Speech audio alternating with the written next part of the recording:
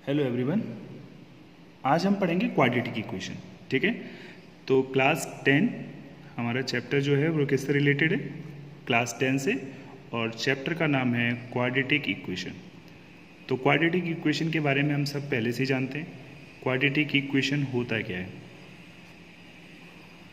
तो आज मैं कुछ इसके बेसिकली क्वेश्चंस बताऊंगा। बेसिकली पहले कॉन्सेप्ट समझते हैं, फिर क्वेश्चन हम इसके बाद में डिस्कस करेंगे। तो सबसे पहले हम ये देखें कि क्वाड्रेटिक इक्वेशन होता क्या है।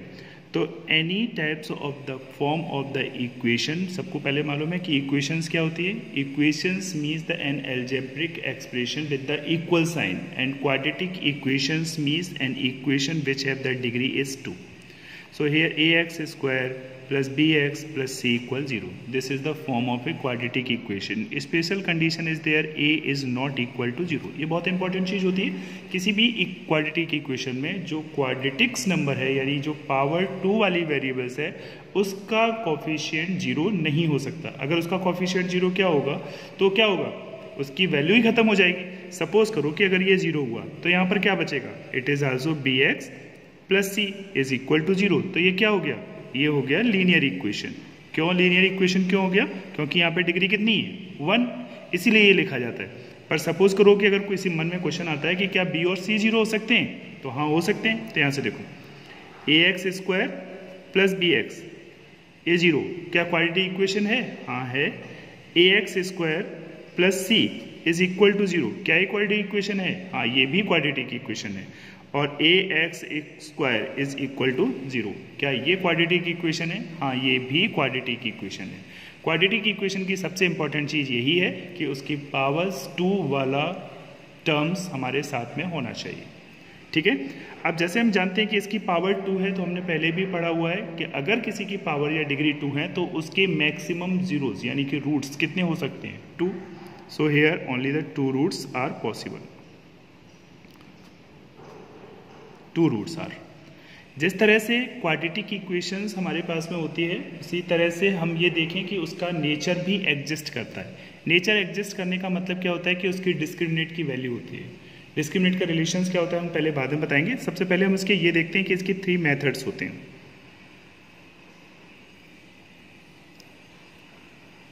3 methods. First one is mid term split method, mid term split method. Second is, इसी को हम दूसरे नाम से फैक्टर मेथड भी जानते हैं, यहाँ पर जहाँ हमें फैक्टर्स डिवाइड करने हो, it is also known age factor method. अगर हम चाहें तो इसमें लिख सकते हैं फैक्टर। सेकेंड होता है कंप्लीटिंग स्क्वायर। कंप्लीटिंग स्क्वायर एक तरह का मेथड भी आप कह सकते हैं, और कंप्लीटिंग स्क्वायर हम ये भी बोल सकते हैं कि एक तरह की प्रोसेस है जिसमें गिवन जो नंबर्स होते हैं उस नंबर्स को यानी इक्वेशन होती है उसे हमें एक परफेक्ट स्क्वायर में कंप्लीट करनी पड़ती है और फिर उससे फार्मूला। कंप्लीटिंग स्क्वायर मेथड का ही एक रिजल्ट होता है जिसे हम क्वाड्रेटिक इक्वेशन, क्वाड्रेटिक फॉर्मूला बोलते हैं। इट्स अ क्वाड्रेटिक फॉर्मूला, या इसे फॉर्मूला मेथड भी बोलते हैं, और या हम इसे श्रीधराचार्य विधि भी बोलते हैं। श्रीधराचार्य मेथड भी कहते हैं। ठीक है, यानी हमारे पास में 3 टर्म्स होते हैं। अब सबसे पहले हम इसकी बात करें, किसकी? फैक्टर थ्योरम यानी कि मिड टर्म स्प्लिट मेथड की। तो मिड टर्म स्प्लिट मेथड होता क्या है पहले यहां से देखो। अगर हम मिड टर्म स्प्लिट मेथड की बात करें तो मिड टर्म स्प्लिट मेथड में क्या है, सपोज करो कि it is a x square plus b x plus c is equal to ये 0। तो हमें सबसे पहले क्या करना है, जो एक्स स्क्वायर का कोफिशिएंट है उसका हमें इससे मल्टीप्लाई करना है। तो हमने यहाँ पर ए और सी का मल्टीप्लाई किया तो हमारे पास में नंबर क्या हो गया, ए सी। अगर ए सी हमारे पास में नंबर है तो हमें इसके 2 टर्म्स निकालने पड़ेंगे। कौन से? पी और क्यू। इन P और Q को प्लस माइनस करने पर कुछ भी इसका मिड टर्म यानी कि B वैल्यू आ जानी चाहिए। एक एग्जांपल ले लेते हैं। Suppose x square it is 7x plus 10 is equal to 0 हमने यहाँ पर लिया। अब यहाँ से ध्यान से देखो कि इसमें ये दोनों टर्म्स हम इसका 10 और ये 1, एक्स स्क्वायर का कोफिशिएंट क्या है 1, क्योंकि एक्स स्क्वायर का कोफिशिएंट 0 तो हो ही नहीं सकता। हमने यहाँ 10 और 1 का मल्टीप्लाई किया तो कितना हो गया 10, ये एक्स स्क्वायर, इन दोनों के फैक्टर किए 10 के 2 फैक्टर तो ये क्या आ जाएंगे 5 और 2। तो यहाँ से 5 + 2 it is x + 10 is equal to 0। यहाँ से x² ये हमने कॉमन ले लिया, ये 5x ये 2x + 10 इज इक्वल टू 0। हमने यहाँ से x कॉमन लिया, ये x + 5, यहाँ से 2 कॉमन लिया, x + 5 इज इक्वल टू 0। यहाँ पर हमने फिर से वैल्यू अलग की, x + 5 दोनों में कॉमन नंबर है, हमने बाहर निकाला, यहाँ पर x + 2 ये इक्वल 0 हो गए, x + 5 इज इक्वल टू 0 और x equal -5, x + 2 equal to 0 और x इक्वल -2। ये क्या हो गया, हमारे फैक्टर थ्योरम्स हो गए, यानी कि मिड टर्म। अब हम दूसरा मेथड देखते हैं जिसका नाम है कंप्लीटिंग स्क्वायर मेथड। अब कंप्लीटिंग स्क्वायर मेथड में क्या होता है, कंप्लीटिंग स्क्वायर मेथड में हम ये देखते हैं कि किसी भी नंबर्स को अगर हमें उसमें ऐड करना है, यानी कि हमें से एक परफेक्ट स्क्वायर बनाना है, तो ये भी एक प्रोसेस होती है। सबसे पहले हमें टर्म क्या करना है, पहले हम कांस्टेंट टर्म को उस तरफ ले जाते हैं। हमने इसे एडजस्ट किया, 4x² + 4√3x इक्वल, हमने इसे इधर ले गए, ये -3। अब क्या करना है, जो x² का कोफिशिएंट है, x² का कोफिशिएंट क्या है 4, अब हमें 4 से पूरी इक्वेशन में डिवाइड करना है, तो यहाँ लिख दो डिवाइड बाय 4। तो यहाँ से 4x² upon 4 + 4√3x upon 4 is equal to -3/4। हमने 4 से 4 को कैंसिल किया, 4 से 4 को यहाँ कैंसिल किया, ये हो गया। अब यहाँ पर क्या बचा, x² + √3x इक्वल -3/4। पता है कंप्लीटिंग स्क्वायर मेथड्स हमें कब जरूरत ज़्यादा महसूस होती है, हमें तब जरूरत महसूस होती है जब हमें ऐसा लगता है कि फैक्टर्स थ्योरम में, यानी मिड टर्म लिस्पेट मेथड्स में हमें किसी नंबर के फैक्टर निकालना थोड़ा सा मुश्किल है, तो उसके लिए हमें ये इजी मेथड। अब यहाँ से हमारे पास में क्या हुआ, √3x। अब सेकेंड टर्म क्या करना है, जो भी x का कॉफिशिएंट है, तो x का कॉफिशिएंट यहाँ पर कितना है, कोफिशिएंट ऑफ x, x का कोफिशिएंट कितना है √3 डिवाइड बाई 2, तो इसे हमने 2 से डिवाइड कर दिया, इट इज 2। जो भी कोफिशिएंट हो x का उसे 2 से डिवाइड कर दो और उसके स्क्वायर को दोनों साइड में ऐड कर दो, it is add both side. Simple सा है, बस इतना ही ध्यान रखना है और कुछ है नहीं। बच्चे फालतू में परेशान होते रहते हैं कि नहीं कंप्लीटिंग स्क्वायर मेथड सर बहुत बेकार लगता है, बहुत ईजी है, ध्यान से देखो। तो यहाँ पर ये हुआ x² प्लस, अब ध्यान से देखना, it is also going to complete this one, √3/2, ये इसका स्क्वायर हो गया। चूंकि ऐड करना है तो दोनों साइड ऐड करेंगे, हमने 9th क्लास में पढ़ा हुआ है, we should add the both number in the both side, can add, Euclid geometry में। यहाँ पर ये हो गया। अब यहाँ से क्या करना है, इसके स्क्वायर को, अब देखो इसमें ऑलरेडी ये कंप्लीट स्क्वायर बन गया, एक आइडेंटिटी बन गई किसकी, a² + b² + 2ab। तो इसमें a² क्या है, ये वाला नंबर, और b² क्या है, ये नंबर। 2ab वाला टर्म्स कौन सा होगा, बीच का। बिना आंख बंद किए, मतलब बिना कुछ सोचे हुए, ये मत सोचो कि अब इसमें क्या करना है, बस सबसे पहले टर्म रखो ये x का, दूसरा वाला ये टर्म रखो √3/2 का, और बीच में यहाँ पर अगर प्लस है तो ये प्लस साइन लगा दो, यहाँ अगर माइनस है तो माइनस साइन लगा दो, ये लगाया, ये कंप्लीट स्क्वायर हो गया। इक्वल यहाँ पर कितना हुआ, ये 3 और ये 4, ये -3 और ये 4, इसमें आपस में कैंसिल कर दिया, तो यहाँ पर कैंसिल कर देंगे, ठीक है। तो हम देखेंगे, यस तो हमने यहाँ पे क्या देखा कि आपस में कैसे हो गए, एक प्लस का एक माइनस का, ये दोनों आपस में कैसे हुए, कैंसिल। ये x + √3/2 का स्क्वायर इज इक्वल टू क्या हो गया, 0। यहाँ पर ये क्या हुआ, x + √3/2 इज इक्वल टू 0, क्योंकि स्क्वायर 0 को ले जाएंगे तो क्या होगा, 0 ही होगा। यहाँ से x की वैल्यू कितनी आ गई, -√3/2।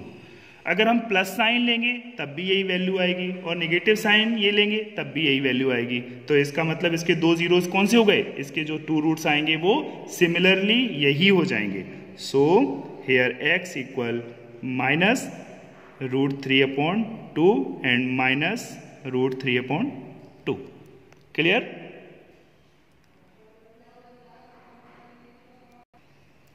अब देखो एक हम लास्ट मेथड और देखते हैं क्वाड्रेटिक फॉर्मूले का, जिसमें कि हम क्वाड्रेटिक फॉर्मूले से किस तरह से नंबर्स को फाइंड करते हैं।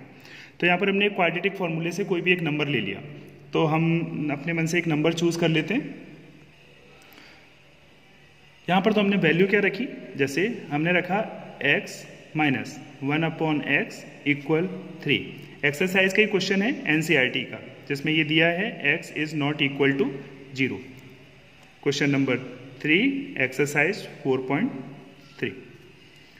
यहाँ से देखो, अब सबसे पहले क्या करना है, इसे क्वाड्रेटिक इक्वेशन में फ्रेम करना है। तो हमने यहाँ पर फ्रेम किया तो ये क्या हो जाएगा, x square minus 1 upon x equal 3।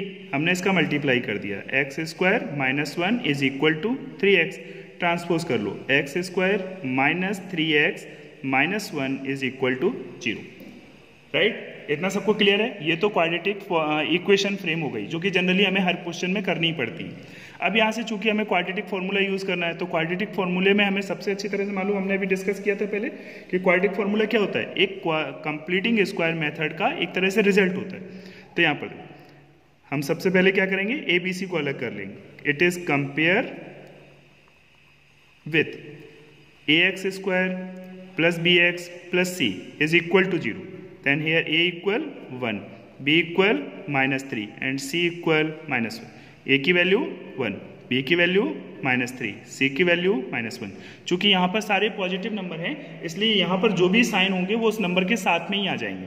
अब हम यहाँ पर अपना फॉर्मूला रखते हैं। सबसे पहले हम फॉर्मूला निकालने से पहले हम इसके डिस्क्रिमिनेंट की वैल्यू निकालते हैं।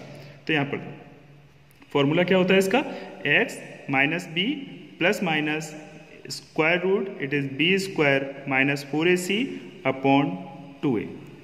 राइट, अब यहाँ से हम इसे वैल्यू इसमें पुट करें, तो इससे पहले हम पहले इसको वैल्यू को डिस्क्रिमिनेंट को निकालते हैं। यहाँ पर d की वैल्यू कितनी होती है, बी स्क्वायर माइनस 4ac। तो यहाँ पर d स्क्वायर माइनस 4ac की वैल्यू रख दो। d स्क्वायर माइनस 4ac की वैल्यू रखेंगे तो b it is minus 3 it is square minus 4ac, then it is minus into 4 into 1 into minus 1 again. Here it is 9 and here it is कितना हो जाएगा, 4 बन जा 4 और ये प्लस के 4 इज इक्वल टू 13। d की वैल्यू क्या हो गई, 13, यानी d की वैल्यू क्या है, 0 से 13, यानी 0 से बिगर है। राइट, अगर d की वैल्यू 0 से बिगर होगी तो क्या होगा, जो वैल्यूज होंगी वो पॉजिटिव नंबर्स में होंगी, यानी कि उसके जो रूट्स होंगे वो कैसे होंगे, डिस्क्रिमिनेट होंगे। यहाँ पर हम थोड़ा सा देख लें इसके बारे में। d की एक कंडीशंस होती है कि अगर d की value if d is equal to d is greater than 0, तो यहां पर क्या होगा कि जीरोस की वैल्यू यानी कि 2 डिस्क्रिमिनेट रूल्स होंगे, 2 डिस्टिंक्ट रूट्स होंगे। ठीक है, यहां पर तो यहां पर क्या होगा कि 2 डिस्टिंक्ट रूट्स हो जाएंगे, यानी कि 2 अलग अलग रूट्स आएंगे। अगर d की वैल्यू 0 से कम है तो क्या होगा, नो रियल रूट्स होगा, यानी कि हम इस क्वेश्चन को यहीं छोड़ देंगे, हमें आगे करने की जरूरत नहीं, इतना ही लिख देंगे। लेकिन अगर d की वैल्यू 0 आई तो इसका मतलब क्या होगा, 2 इक्वल रियल रूट्स होंगे। समझ में आया। अगर ऐसी कंडीशन हो कि d की वैल्यू 0 आ जाए, जैसे हमने यहाँ पर d की वैल्यू निकाली तो अभी कितनी आई, 13, लेकिन अगर सपोज करो कि d की वैल्यू 0 आ जाए तो हमें क्या करना है, हमें डायरेक्टली उसके आंसर को हम इस तरह से रख सकते हैं, x equal minus b upon 2a, क्योंकि अंदर का जो पार्ट है ये वाला फॉर्मूले वाला वो 0 ही हो गया। समझ में आया। अब यहाँ से इस क्वेश्चन को कंटिन्यू करते हैं। यहाँ से देखो, हमने यहाँ पर वैल्यू रखी, ये क्या हुआ, x equal minus b inside plus minus it is b square minus 4ac upon 2a। Right, यहाँ पर माइनस बी की वैल्यू कितनी है, हम यहाँ रख सकते हैं। इसको अगर आपको ऐसे नहीं लिखना है तो आप इसे ऐसे भी लिख सकते हैं, it is d upon 2a, तो भी ये सही है, एक ही चीज़ है, क्योंकि हम d की वैल्यू को सभी जानते हैं कि d is equal to b square minus 4ac। यहाँ पर आप वैल्यू पुट कर दो, ये x, b की वैल्यू हमने कितनी निकाली थी, माइनस, और इट इज माइनस 3, ये प्लस माइनस, इसकी वैल्यू कितनी आई, 13, यहाँ पर 2 इंटू ए की वैल्यू कितनी है, 1, यहाँ पर ये क्या हुआ, it is 3 positive 3, it is plus minus, it is 13 upon it is 2। अब इस टाइप के रूल्स को अगर सपोज करो कि आपको फैक्टर मेथड से निकालना हो तो बहुत टेढ़ा काम है, नहीं निकाल सकते, क्योंकि हम ऐसे नंबर ही नहीं सोच पाएंगे। इसलिए इस तरह के नंबर्स जरूरी हैं कि हम ऐसे नंबर्स को इस तरह से क्वाड्रेटिक फॉर्मूले को यूज़ कर लें। ये इसीलिए बनाए गए हैं कि हमें ईजी हो। तो हम यहाँ पर एक बार प्लस साइन ले लो, इट इज़ प्लस साइन, तो यहाँ कितना हो जाएगा, x इक्वल 3 प्लस √13/2। सॉल्व तो होगा ही नहीं, और नेगेटिव साइन में फिर से यूज़ करेंगे तो it is negative sign. Then it is x equal here 3 minus √13/2। तो यहाँ से टू रूट्स यही हो जाएंगे, तो ये 2 रूट्स आर क्या हो जाएंगे, x equal it is 3 plus √13/2 और हेयर 3 माइनस √13/2। ठीक है, बाकी के डाउट हम फिर से कुछ देखेंगे। अगर कुछ और पूछना हो तो नीचे कमेंट बॉक्स में लिख दो और चैनल को सब्सक्राइब जरूर करना। Thank you.